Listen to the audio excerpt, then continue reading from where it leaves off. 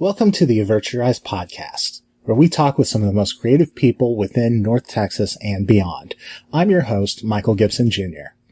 This episode's guests are Linda and Harry Eaddy with the Denton Black Film Festival, which returns January 25th through the 28th in Denton. They've been busily gearing up to kick off their 4th year of the event, and they've generously offered up some of their time during their Building Bridges community event was underway. So I was able to steal them away. So you'll hear some music and some stuff going on in the background, but I try to get the audio as best as I could. But we end up discussing the creation of the Denton Black Film Festival, its numerous offerings, and so much more on episode number 24 of the Avert Your Eyes Podcast. We're going to start off with Linda Eaddy. Consider yourself warned. My name's Linda Eaddy. And what's your title here? Okay, I'm the Director of Film Programming. And this is the 4th year that you've done. Yes, it's the 4th year that we've done putting this together. Yeah. Can you touch on how it all started? Yes. Let me tell you. My husband and I, we were at a local film festival.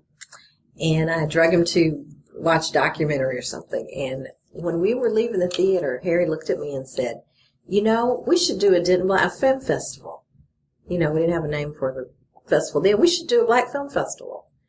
And I said, okay, that sounds like a good idea. But I'm one of these people that, talk is cheap. Right. So I need to know that we're going to really do it. So we were at our house one day, and Misha George was there, a friend of mine, and because she and I had done something else, some other projects together.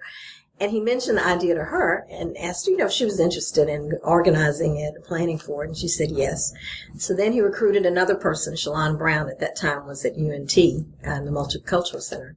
And Shalon said yes. So they used to meet for breakfast, early morning meetings, which aren't my best anyway. They would meet, and they started working out a plan, and it started coming together, and then I could see it was going to happen, so then I jumped on board.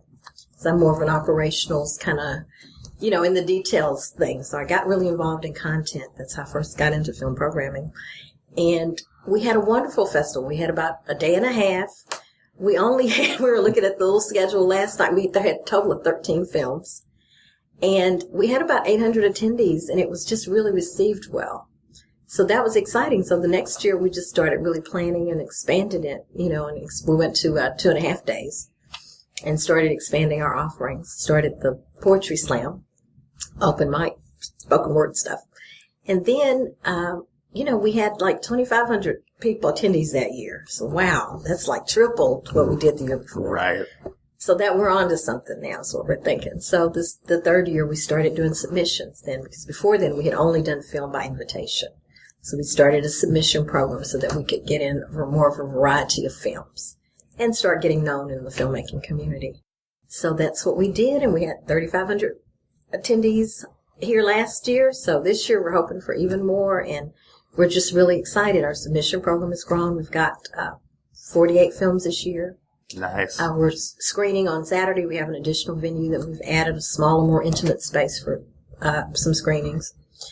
And we've just expanded, the spoken word, poetry slam in a larger space. We've got an amazing concert.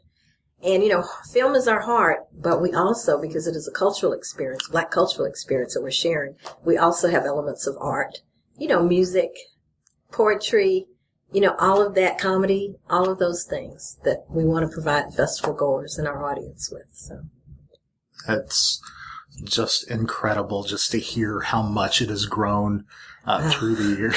Oh, it is. I mean, for us, and each year I think it's going to get a little bit easier because, we've done this. I've been on this horse before. But it just, the panels, what we're doing this year with panels and workshops for our creative and filmmakers. We had one last year, a panel of women in entertainment that went very well. This year we've got 8 offerings. Yeah, I was seeing that. I was blown away by the offerings that y'all have. Yes, and they're free. Wow. We are not charging anyone, because usually when their panel discussions are different things, quite often, there can be a fee associated with it.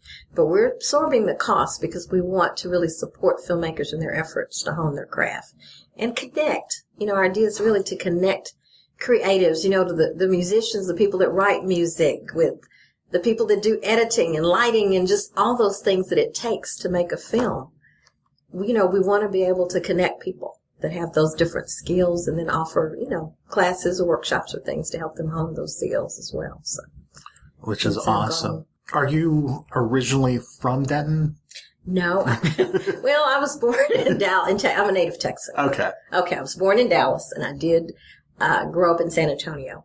And I left the state of Texas. I spent 4 winters in Boston. And one would be enough. 4, it was fabulous. I mean, I was in my 20s. It was a fun, exciting time for me as a single woman living, there on the East Coast. And, I traveled up and down the East Coast and stuff a lot. So it was good. That was a wonderful experience. But, when you're ready to start settling some roots, the economy of living here was better. Right. And, I had family and friends and stuff. So it was time to come home. So after 4 winters, they didn't have to twist my arm too much. I know that having the festival here in Denton, I attended the University of North Texas. Okay, yes. Several years ago. Yes, and I did too. I got 2 times actually, I got my master's here as well, so. Very cool. What'd you get your degrees in? Well, I have a BA in psychology, and then I have an MBA in something that I don't think they even have anymore. PAIR was personnel and industrial relations. What is that? Well, it deals a lot with type of HR things. If you have unions, contracts, gotcha. Arbitration, a lot of things, like that. Anything that's really labor, dealing with human resource kind of issues. Gotcha. So. Yeah, going to school here in Denton, everybody talks about how like Dallas, has so much art and stuff in it. Going to school here in Denton, there was. That's mainly the reason why I wanted to come up here. Okay. To Denton. I grew up in Fort Worth. I'm originally from Jamaica. Okay. But the thing that drew me was their jazz musicians.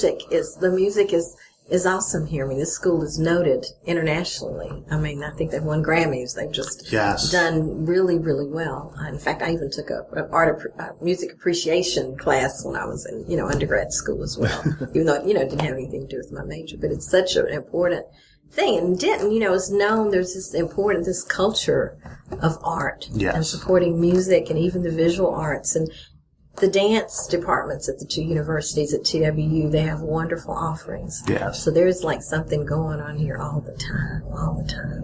And we're a city of festivals too, because, we have the Blues Festival. The Black Chamber puts on the Blues Festival in September. There's a documentary festival. Yes. In April. It's just, there have been other music festivals here that have come and some have gone, but, Denton is just you start every weekend in the spring especially.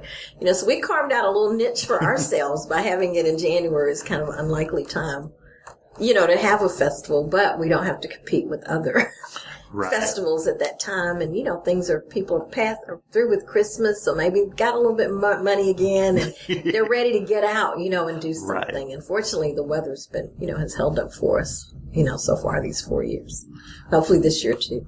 Yeah, hopefully. And it's been so cold lately.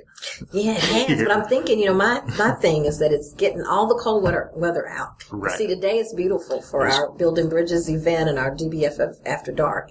So next weekend, it's going to be nice. So people need to come on out. You're tired of being in with the cold, so come out and even if it is in the cold, you're inside watching movies, so it's not an outdoor festival. So we've got you covered. Definitely. You were talking about opening the festival up for submissions, and you've got you said 48 films being screened. Now, not all of them are submissions. Okay. We do keep a few slots for invitational films, because we realize there are going to be filmmakers who don't know about us. Right. And part of our goal, too, is we really want good films that we're showing. We're not going to just, if you submit to us, and we love submissions, we like a variety of things. We're not in just a one niche thing. We have narratives, documentaries. My taste is it's really wide. Whether you can bring me some science fiction, some whatever. If it's good, the quality of the film, if it's got a good story. Yeah. And it's well put together, then, we're certainly going to take it seriously, and it'll probably end up in the festival.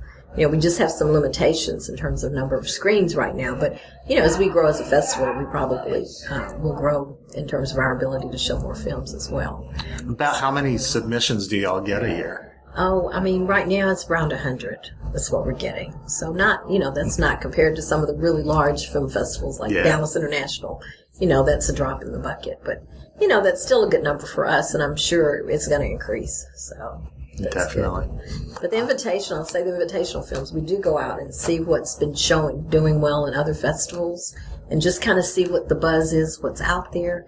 Like last year, we were able to do the Texas premiere for I Am Not Your Negro. And I saw that, and I was so blown away. That was such a good film. Oh, it was excellent. And we had it at a local movie theater, and we filled up 2 theaters, and it was beautiful. And what I loved more than anything was the diversity of the people at the screening. Our festival is noted, too, for having a diverse audience. At least 22% usually are non-Black. So, we want it to be a safe space for everybody where we can have conversation. Our nation right now needs that more than anything, bringing people together to talk and understand each other. So, that's what we try to do. So if you had seen the screenings that we did last year for I'm Not Your Negro, that's what America looks like.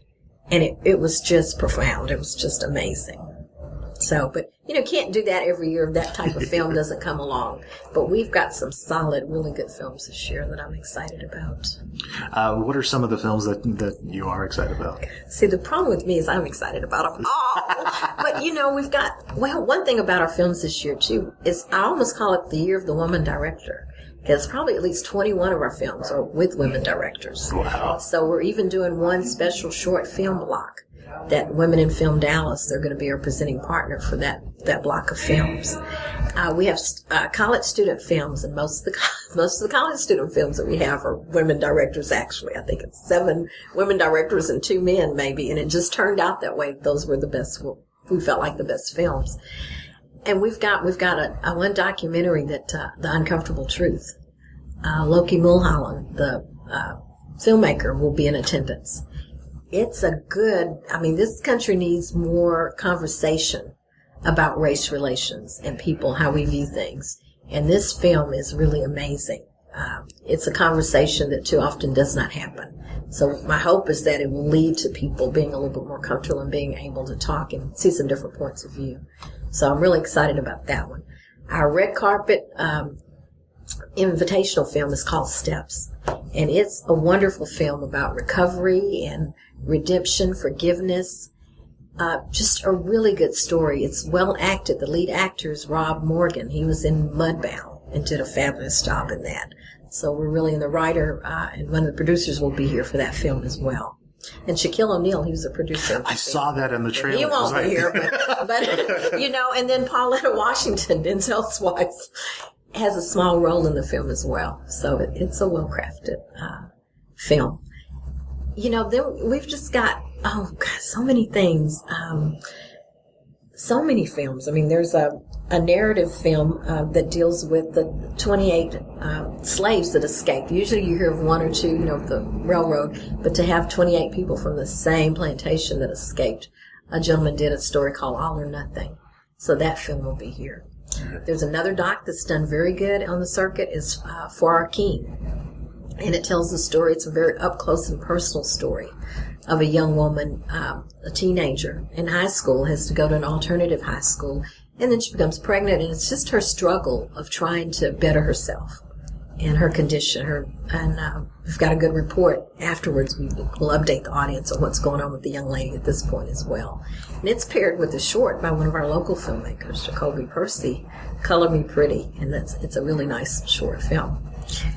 And then we've got a nice kind of comedy drama, La Vive de Magnifique de Charlie. It's done very well. And it reminds you of like an Issa Rae type thing. It's for kind of that kind of young, hip audience, or somebody that wants to be young and hip. I fit that sometimes. And then we close out Saturday night with Black Cop. And that did really well at the Toronto International Film Festival. It's kind of a satire. Parts of it are really uncomfortable to watch, maybe, a little bit. But dealing with the issues that we're having within the Black community and with the police and Black cops, think about it. They get it from both ends. I can only imagine, yeah. You know, so the struggle is real for them. So that film deals with that whole issue, but it is kind of satirical, and it kind of flips the switch. I won't give the deal on it, what it does, but it's something you're not used to seeing. Okay. And I think that it makes an important point by having that in there. Then Sunday, we've got stuff, we're celebrating fatherhood, Black fatherhood, that Sunday at 1:30. And then we've got another film. We'll have a filmmaker from California here for Evolutionary Blues. And that's the whole story of the blues and how it moved from the South and went to Oakland. So it kind of gives you a historical perspective on music and the blues and what happened in that community. It's a wonderful film. And then we're going to close out with something pretty cool. We've got Jay Rhodes, who went to college at UNT. Okay. He has this webisode called These Beats Ain't Free. And so that's kind of young and hip and fresh. So it'll be, we're doing one of the season 3, episode 1. And then after that, we have a local musician, kind of, I guess, beats kind of guy that's done well. I mean, he's made it in Hollywood, been able to really, he and his mother, one time they were having to live in a storage little place for a few days until they had a place to go to. So, I mean, he's, had a tough life growing up and stuff. But, his family was strong, his mom and sister, which they'll be here for that screening as well. Silk will be here, and his mother and the director and his sister will be here for the closing. But he has a remarkable story because he had a serious illness and almost died like 3 times. Mm. But he's come back from that and really, is developing a really good career, has a really remarkable kind of inspirational story. So that's how we're closing out the festival. And then I left out the Black Box because we've got stuff Saturday going on there too. I've got one film, Torments of Love, is one of our best narrative features. It's a submission. It's really good. Everybody's seen it, just loved it on our team. Then we have one film called The Voiceless. It's paired with a couple of shorts, but it deals with a topic you don't hear too much. When you think of sexual assault, you think of women. Well, this film shares the story of 5 men. So it's an up-close, personal look of them sitting there talking to you, telling you their story and what happens. So it gives a voice to the voiceless. That's, we often don't hear about it. And right. I think in the climate today where we're dealing with a lot of things and women issues and stuff, not to forget that, men, this is a real struggle for many men as well. So that's good. And then we've got Word is Bond and Making Skybreak that deal with music and poetry and poets. And it's just wonderful offering there, too. So it's a little bit more intimate setting at the Black Box, but some really good films going on there, too. So, see, I can't narrow it down. I love everything. I don't show a film that I don't like. Right. That we don't. It's not just me, but our team. We assemble a team. I think we're about 16 people on our team this year that went through. So we, at least 3 to 5 people, look at every submission as we begin to narrow it down to what we're going to show. So we try to have respect for the filmmakers and their work and their passion. And, it's hard to tell people your film didn't make it, but, but they're in good company. If you didn't make it, you might have been really close. So, and it's a lot of work. And it's, we're volunteers and all of that, but it's just a passion and love. So. Very cool. Well, thank you very much for sitting down with me. Well, thank you. Thank you. And now here's my conversation with Harry Eaddy. I am the festival director for the Denton Black Film Festival. Your wife had touched on how y'all started the festival. What was it that was important to you about starting the festival? That's a very good question, actually. So when I looked around, what I did not see was a lot of things just dealing with culture, Black culture in particular, that was familiar to me. So almost everywhere I went, I just saw things that were defined by other people, but they were not defined by Black people. And so I thought it would be interesting to really understand a lot more about Black cinema, art, music, all those things that really impact our lives, that enrich our lives throughout the world.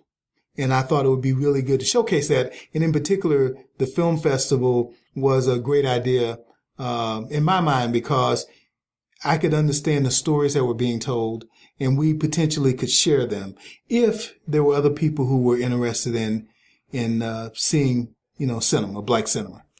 I remember the black exploitation films, right? Yes. And I never really saw them.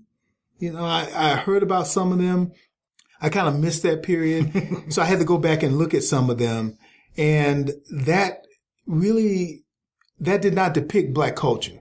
It was really kind of an exaggerated view of maybe some cultural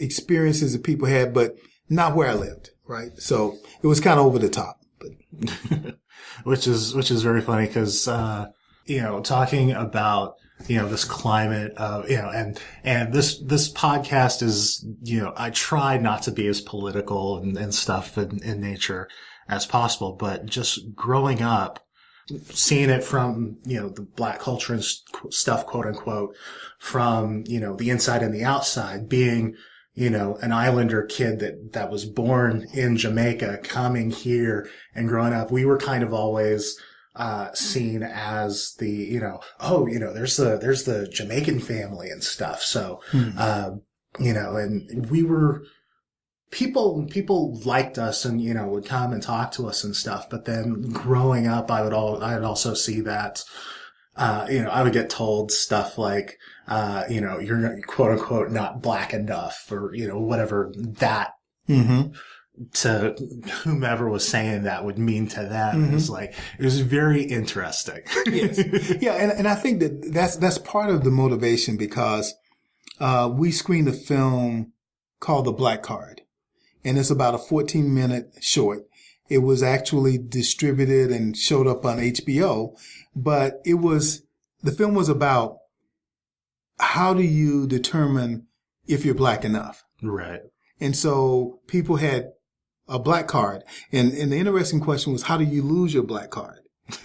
And some people could lose their black card by eating, things that were not considered cuisine that black people would have, like kale.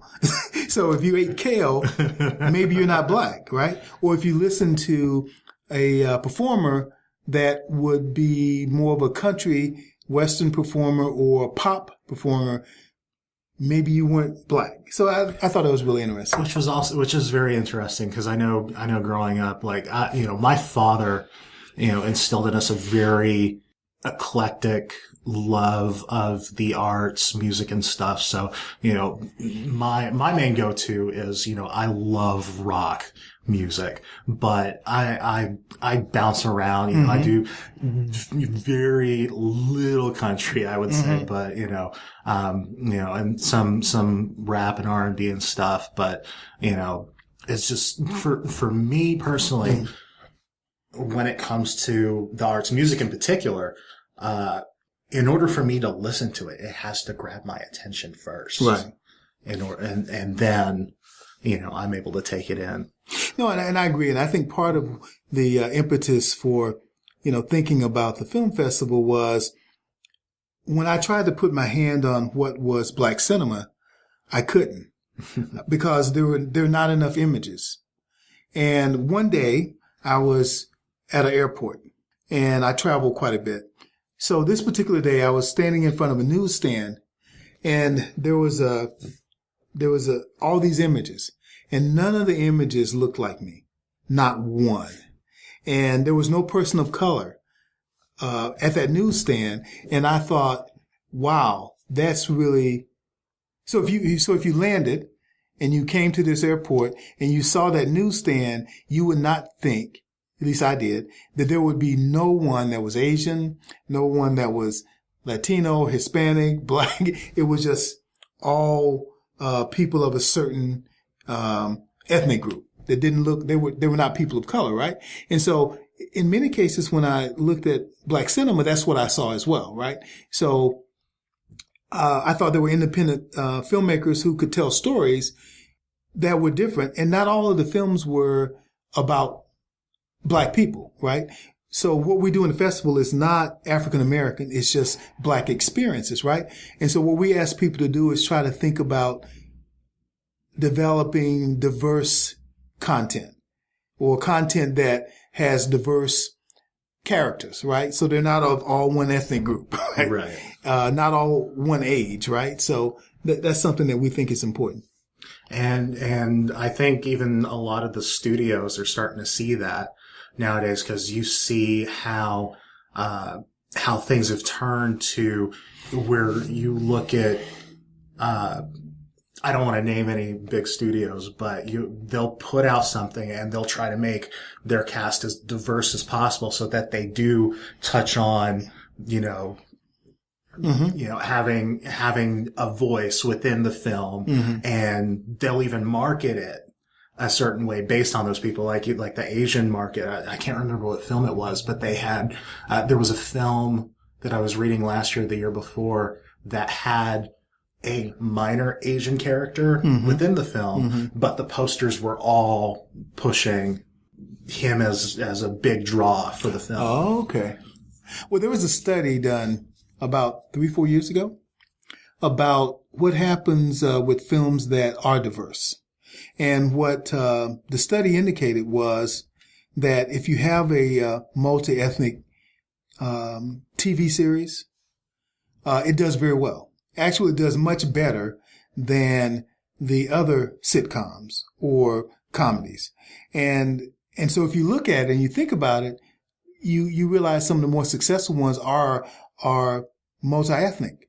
And so, as I told a university recently, when I was speaking to the students at University of North Texas, I said, look at diversity. Develop films. Now, the interesting thing about that, when I talk to the students about developing content or films, not one of them was working on a film that had a diverse cast, which I found interesting, right? That in the filmmakers, it was about 50 or 60 of them. It was a very diverse class, but not one of them was making a film. So the professor said, she needed to have a talk with her class, because there needed to be more films that were created by that group, but also to look at other things outside of the normal, right? So when you decided to create the festival, the sponsor, the original sponsor, can't talk today. The originating sponsor was the Denton African American Scholarship Foundation. Yes. How important was it to sort of give back to? Yeah, that's a very good question. So I'm the president of the Denton African American Scholarship Foundation. Okay. And so we have awarded approximately $400,000 to Black students that have graduated from Denton high schools. And initially there was a $250 scholarship, 33 years ago. And last year we awarded about $17,500. But we have consistently been in the probably $16,000 to $22,000 range for scholarships. But what we realized, a couple things, is that one, our donor base was getting older. We also realized that we needed to kind of help people understand really more about the plight of children of color. And so the festival came into existence because we thought it would be a good way to do something a little different, share some culture through film. And so I presented it to the board. The board accepted it. And in fact, I'm not sure that they really understood it, but they thought, well, okay, we do have confidence in what you're suggesting. We don't know necessarily how it will turn out, but, we think it's a good thing to do. And so they've been extremely supportive, financially, as well as, providing a lot of, support in terms of helping the festival get started and continuing. So it's been a really good experience, but that was important. Yeah, it definitely is. I feel very important to, to reach back and give back to, the younger community coming up. Yeah. And part of it too, Michael, is that when we talk to young people, even that we give scholarships to, we realize they have a lot of gaps. I mean, there's just certain things they don't know. And part of it is because they never see them. They never see a Black community that's thriving. They never think about other images of the Black experience other than some of the things they see in some movies where there's gang violence, there's a certain dialect that is used, by Black people, right? So we are homogenized. And so I think what we've been able to do with the festival is point to, here's a very rich experience that you can see, not only if you're Black, but if you're Caucasian, if you're Asian, Hispanic, you name it, you get to see what filmmakers think about the experiences that they've had. But also, one of the things that I've been thinking about culture, right? Yeah. So when you think about Black culture, dance is extremely important. Yes. What I found out is that younger people don't dance as much anymore, particularly black youth. They don't dance anymore to be dancing, right? They'll do the Dougie and things like that, but to really just love dancing, we've noticed that they don't do that as much. Musically, the schools are not funding music to the extent that they were before. So when you saw the older groups like the Temptations, the Four Tops and all, a lot of them gained experiences from being in a high school experience and having access to musical instruments. That is not the way it is today. So we felt like, okay, through dance, through music, through art, same thing. I grew up with a love of art, visual art. And I don't know what, people do today about visual art. So we think there's a lot of things that we can share that will kind of help people understand a little more about who they are. And particularly for those who are not Black, they can actually come and see some experiences that will help define kind of what people are going through today, right? So you've grown. When you initially started the festival, y'all focused mostly just on film, but then you've grown to incorporate some of these other aspects, like you were saying, the art, the music, comedy. I was looking up just the other day that you have there it is, Frank McComb coming in. Yes. And I was looking him up. He's very, very talented. I don't know how I haven't heard of him before. Yeah, so Nick Nicholson, our music director, brought him to us, and he said, this guy's phenomenal. And the way Nick describes him as a cross between Herbie Hancock, Stevie Wonder, and Donna Hathaway. You said Stevie Wonder. I got that vibe listening to some of his stuff. Okay. And so he's performed with Stevie Wonder, I believe, several times, right? Okay. But my understanding is he's an amazing musician. I mean, like a world-class musician, a very talented vocalist, right? And, has really that R&B kind of jazz vibe. And Nick said he does really, really a lot of tours in Europe, Sweden, Amsterdam, and several other places, right? And he does come to Dallas, but we're just really excited to have him to come and, just kind of share and perform. So we're looking forward to that. I think it'd be really great. Very cool. And then, can you touch on, the comedy aspect of the festival? Yeah. So we started comedy last year. And we're trying to grow comedy. It is something that, something I didn't know. A lot of the improvs do quite well because of Black comedians. I was unaware of that until I started investigating that with some of the people who put on these events, right? And then I started looking at the people who attended the events.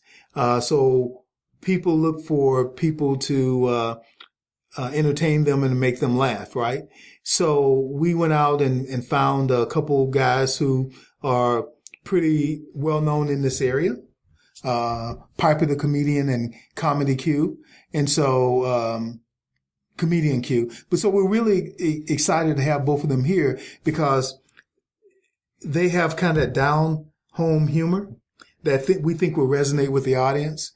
So, we're excited to expand our comedy in the future years. But, we want to this year find a couple people that we felt like would resonate with the crowd and audience and really kind of help us grow the comedy aspect of the festival. And then you have a spoken word aspect. Yeah, spoken word has been really phenomenal for us. We started spoken word in the second year, and all of the events we've had second and third year have all been sold out. The venues have not been large. The venues have been 100 people, but they've all sold out, and they've been standing room only, right? Or people we had to, take, we had to basically tell them they couldn't get in. So we said, okay, this year, let's do something a little different. So what we're doing this year is we're offering a fairly large amount of money, $500 for a winner, $250 for the second place person for the poetry slam. And we're getting 16 to 20, really good poetry slam contestants to compete. And we're going to have an open mic, prior to that. So we're going to do that, at the Patterson-Appleton Art Center here. It will probably hold about 250 to 350 people. So, we consolidated everything into one venue just so we can kind of get that energy flowing. So we think if we have 250, 300 people with, 16 to 20 performers, that's a recipe for, we think, a lot of entertainment and excitement, right? Poetry slams, I don't know if you've been to them, but I haven't. They're really very energetic. I mean, because you get people, sparring with each other, or against each other verbally. And, so it's very competitive. So we're excited about that. Very cool. I'm very excited because I went to the festival last year and, I talked my boss into, buying me a pass to go, and that opening night film, that y'all showed, I'm Not Your Negro. I was so blown away by that. And I went back to my boss. I was like, you have to see what these people are doing. They've got a little gem up there in Denton. And so I only saw, a few of the films and I think a couple music performances. Okay. That y'all had. So I really hope to see a lot more this year. Yeah. That's a really interesting point you bring up. It's really hard to explain what the festival is. Unless you experience it. Yes. And so, we look at, sales, right? We can look at ticket sales. And what I've noticed is that almost anyone that comes to the festival and they just see one or two movies and go home, it's like going to the movies. Right. And you just kind of go, okay, it's nice. But for the people who see 2, 3, 4, 5 movies and see a spoken word or go to a comedy or some other things, they have a much different experience, right? Because you begin to understand what the culture looks like, right? You begin to understand the passion. You begin to understand the mannerisms, right? And then when you look at people, whether they be from, they're African American or Jamaican or from other parts of, let's say Brazil or other places, you start seeing the similarities, right? And there's all this sense of family and other things, right? But you understand it's all linked. And so we've just talked to people who went to movies, 1 or 2 movies, and they said, oh, it's okay. It's good, but it's okay. But when they came back the next year and saw much more, and many of them now are buying, all access passes or day passes so they can see all the films. It's a different experience, right? Because, we have so many films this year, which my wife may have talked about, that kind of touch on things that you don't normally talk about, like male abuse. We have a film about that's done very well called Black Cop. That is an award-winning film that's getting distribution rights. but it's won a lot of accolades on the film festival circuit. We have a film called Unspoken Truth. I mean, so there's so many films, not all by black filmmakers, but so many really good films that it causes you to pause. And I think when you combine that with a Frank McComb, you combine that with the comedians, and you combine that with the dance and all that. Like today for Building Bridges, we'll have dance later on, but you begin to understand why people move the way they do, why they laugh the way they do, how we're all linked, and then how it's shared throughout the community. So, I'm just really stoked about the festival, because everyone I've ever talked to who's been there for, more than 3, they kind of get it now, and it's really good. The biggest challenge I have is I don't get to experience it because I'm working. Right. Yeah. What would you say through the years has been like your favorite part of putting this all together? I'm a people watcher. So for me, the greatest part is seeing people from very diverse backgrounds come to see whether it's a film, whether it's a musical offering or a spoken word, and just sit and watch them absorb it. Now, film is interesting because you get to see them see the film, react to the film, but also in some cases they go out and eat and they meet new friends. And so as a people watcher, that is probably the most exciting thing for me, is to see people like yourself. In fact, I saw you last year and I saw some of the facial expressions you had, but I also saw you talking to other people, right? And people talking to you. And I was hoping that you had a good time. And then some people told me later, hey, I met this guy and he was really, sharp guy. And I think he was with, NBC, and wow, it was really good. And, he was talking about this and I was talking about this. So you met, some new friends, right? Yeah. So that to me is probably the most exciting thing, because when you go to a movie, right, you go to a movie and you go home. And that's what I mean about the people that come to one film. They go see it and they go home, right? But they don't stay for 2 or 3, and there's 1 or 2 people that are near them. And they begin to have these conversations, sidebar conversations. And so I think that's the most exciting thing for me, And that's why I think people come back, and hopefully we'll continue to do this for years to come.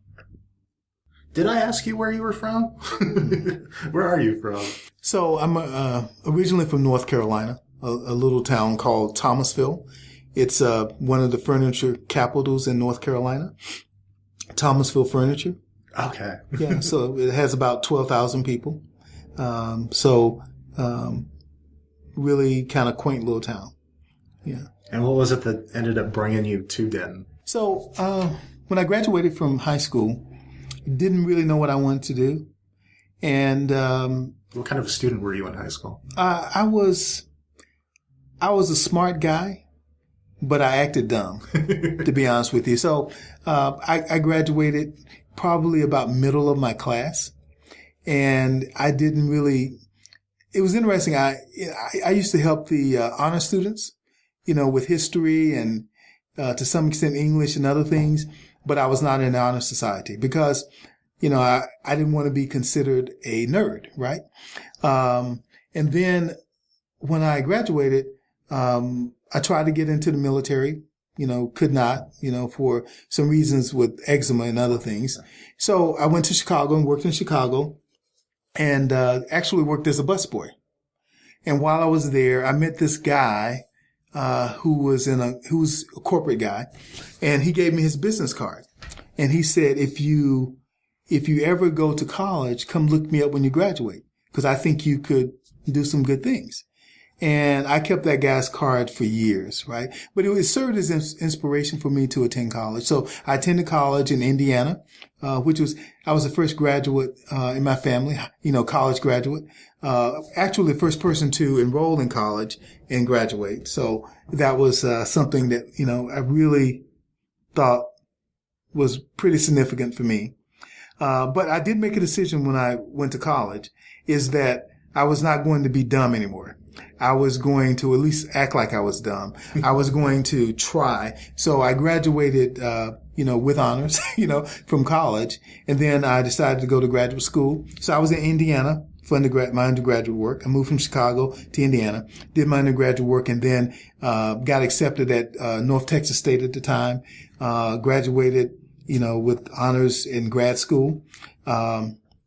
That's really how I got here. But it's been a very interesting ride. Been in corporate America for 30 plus years in the high tech arena, selling computers and software and all of that. But so I have a story, too, and that's what kind of causes me to be very interested in stories that are told on the screen, because there's some amazing stories out there. Which is part of the reason why I went about creating this podcast, because everybody has a story of some sort, and especially the people that are dealing with the creative side of things. I just love seeing the passion on their faces. They, talk about their loves and their stories.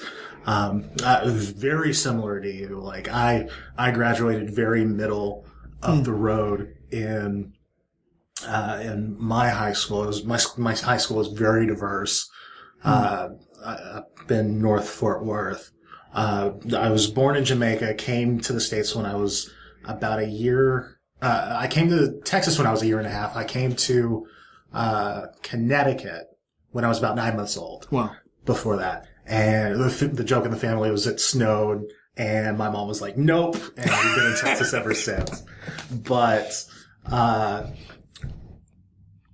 yeah, I was smart. I loved math. I loved science and stuff, but you don't know what you don't know. And, I didn't know kind of where I wanted to go. Like everybody, when we graduated from high school, everybody from our graduating class went across the country, for school and what have you.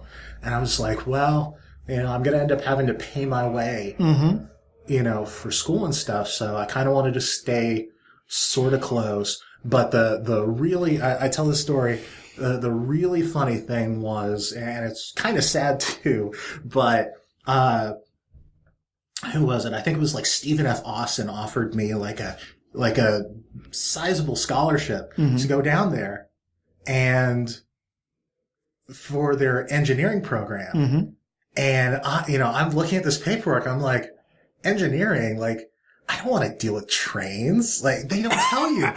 They don't tell you, so you don't know what you don't know. And who knows if I had, gone that way, like where I'd end up or, how much money I'd be making.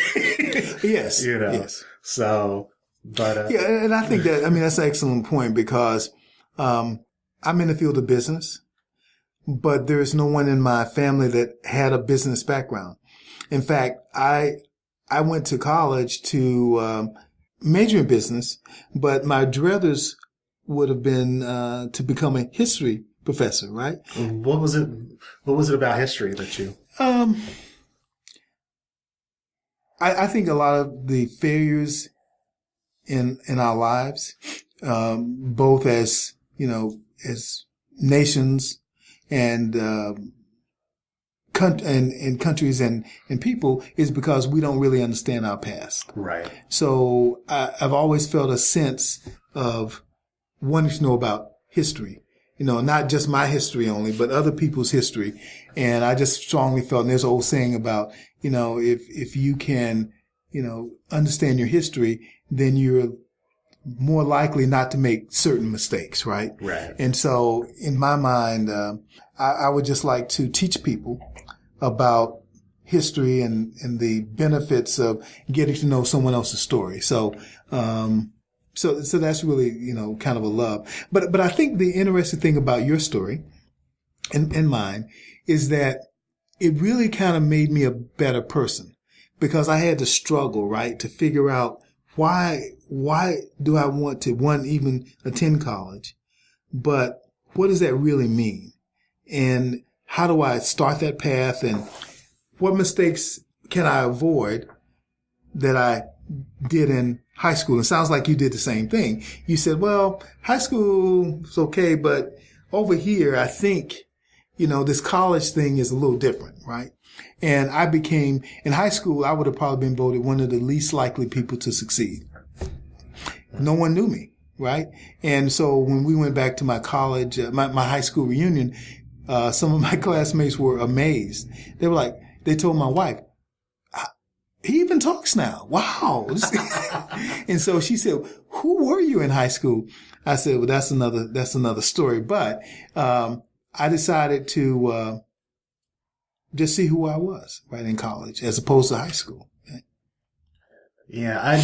I don't think that was necessarily it. Like for myself, like I was very much a social butterfly, like, because again, we were the Jamaican family. Okay. So like a huge majority of the school knew of us. And then we also, I'm the oldest of 4 boys and the youngest 2 were twins. So, Okay.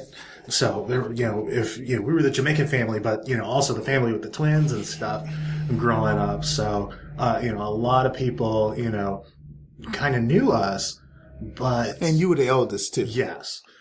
But, I really don't know. Like, I loved school.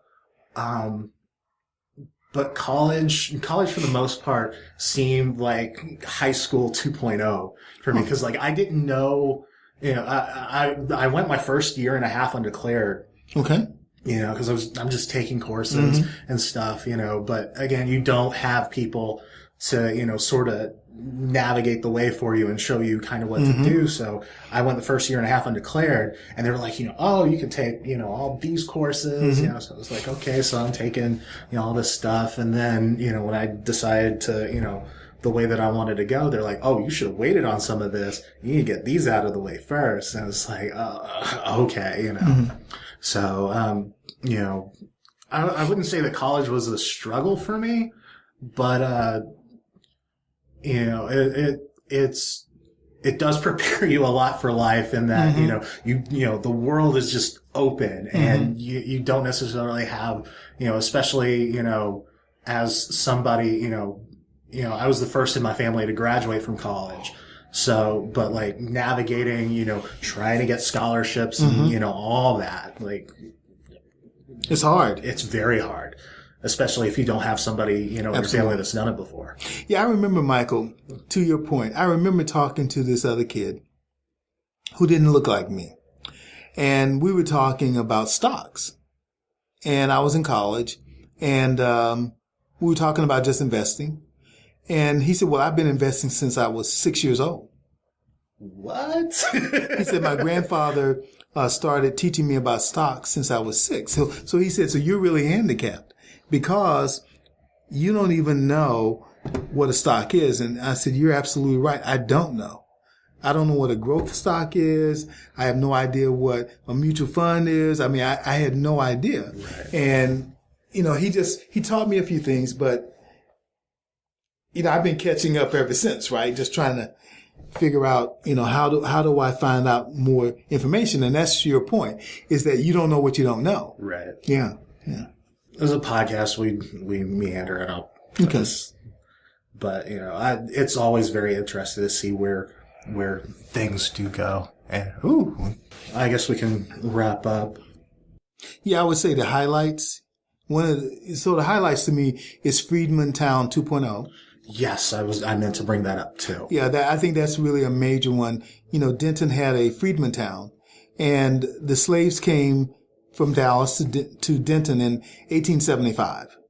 And it kind of journeys that whole story of them coming and being moved away and it becoming something else. And what's unique to me about it is you rarely hear from the descendants of the people that were taken advantage of. So you hear some of their perspectives, which I think is really good. You get to see kind of how they lived. You get to hear things about how their family was impacted, right? And to some extent, the city of Denton has changed because of that. A lot of those families left Denton. The black families left. they moved away to the West Coast or, Missouri and other places, right? Because their land was taken away. So the other thing I would say is probably a highlight is Frank McComb. He's a highlight for sure. The spoken word is a highlight. And I think really this is probably the best collection of film that we've had ever from top to bottom. We have the women's block, which my wife, I'm sure, talked about. So I think overall it's just really a great festival. And what we have a hard time doing is trying to figure out how to explain it to people, to help them understand, really the significance of it. Definitely. Well, Harry, thank you so much for sitting down with me. Thank you, my friend. I appreciate it. It's been a joy getting to know you and also getting to share with you kind of what we're doing. Thank you. Thank you. That's the podcast. Thank you again for Linda and Harry Eaddy for sitting down with me. Again, the Denton Black Film Festival is January 25th through the 28th of 2018. As you've heard, there is a plethora of things to see and do, from film screenings, music, art, comedy, so much more. I was really excited to find out that the panels are going to be free this year, but space is limited, so you will want to pre-register to secure your seat. I will be in attendance at the festival, and I believe I'm going to be moderating the Q&A for the that follows after the opening night screening of the film Steps, which is Friday night. So if you're there, come out and be sure to say hi afterwards. For more information again about the festival, to get your tickets or register for the workshops, visit dentonbff.com. Keep up with the Avert Your Eyes podcast or check out past episodes by visiting our website, avertyoureyespod.com. There you'll find everything you need to subscribe to the podcast, with links including to Apple Podcasts, Stitcher, Twitter, and Facebook. And don't forget to leave a comment or review. Thank you so much for listening. I'm Michael Gibson Jr., and until next time on the Avert Your Eyes podcast, consider yourself warned.